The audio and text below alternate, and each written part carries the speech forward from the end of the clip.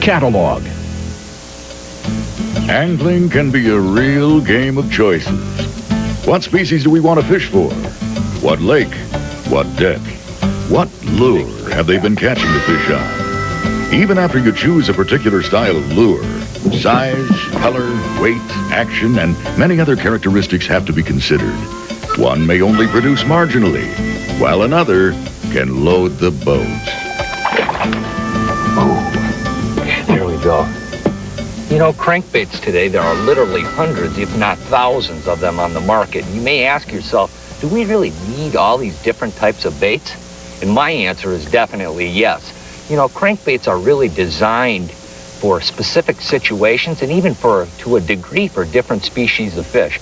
Dan Sura and I right now are going to look at crankbaits for bass and how to match the bait for the water conditions you're fishing. Crankbaits come in oodles of sizes and shapes and colors, and one of the important factors is the bill design.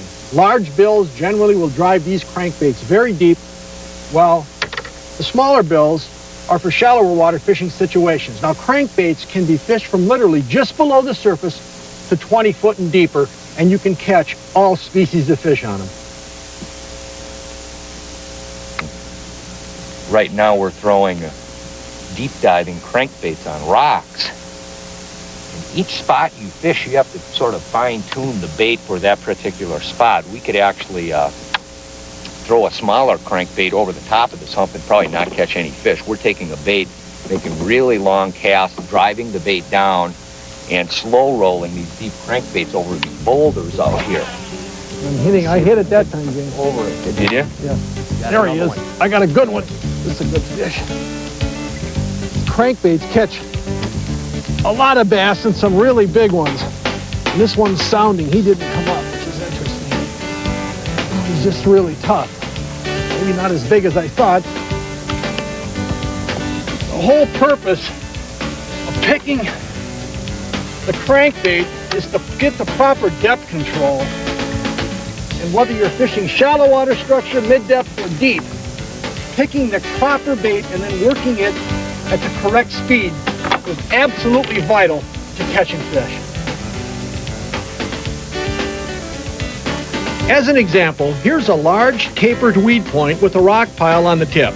Now, if fish are concentrated in the 4 to 6 foot depths, a shallow running number 5 fat rep is the right lure. However, if the fish are in the 6 to 10 foot range, then a number 7 fat rep will run at the proper depth to reach the top of the weeds. If bass are concentrated on the deep weed edge, a deeper diving Risto wrap cast parallel to the weed line is the lure of choice. Or, if the fish move deeper onto a 12-foot rock pile, a down deep fat wrap is the proper lure to reach the deepest end of this spot.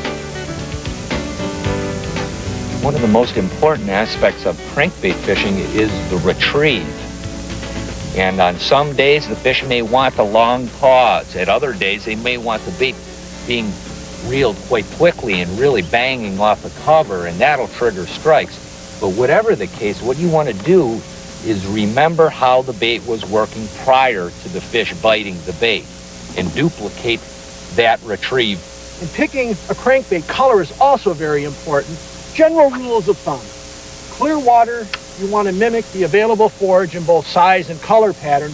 Dark water situations, maybe go to a little bit bigger bait and some of the more gaudier colored baits, kind of like what we're using today. Got him. Ooh. Right off that same point, Jim. Way up, yeah, but he was way off the tip. I got it down there a little slow rolled, and here he comes. Oh, it's another good one, Jim. It's sort of interesting the way these fish are striking is I'm pulling it along really slow, and the fish are like coming up in back of it and overtaking the bait. It's really odd how they're hitting the bait. Because they're not really crunching on it. It seems like the fish are trailing in on the bait, and you're feeling they're pushing it along.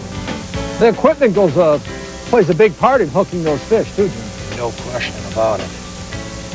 Not only to hook them, but to keep them hooked. For this particular situation right now, we're fishing with a Berkley XT line, and this is 10-pound test. What we're trying to do is take these Risto wraps and actually drive them down to the top of a boulder hump that's 10 foot deep.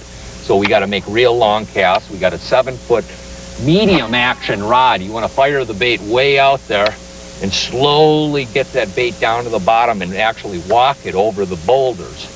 But this rod here works for this particular situation. If we went to shallower weeds, a little bit different rod might be a little bit more appropriate. When you're fishing into that shallower weedy cover situation, you want to beef up your line, maybe 12, maybe 14, maybe 17 pound test, and use a 7-foot medium action rod with a fast tip so that as you make contact with the weeds, you can give the bait a rip, pop it free, and get bit. The other thing that we like to do is use a level line bait casting reel. This happens to be a Quantum Energy, and we'll spool it up with the appropriate line, and it's a very efficient way to deliver the crankbaits and get bit like that. In Fisherman will be back with more crankbait tactics after a word from our sponsors. Look at them boil.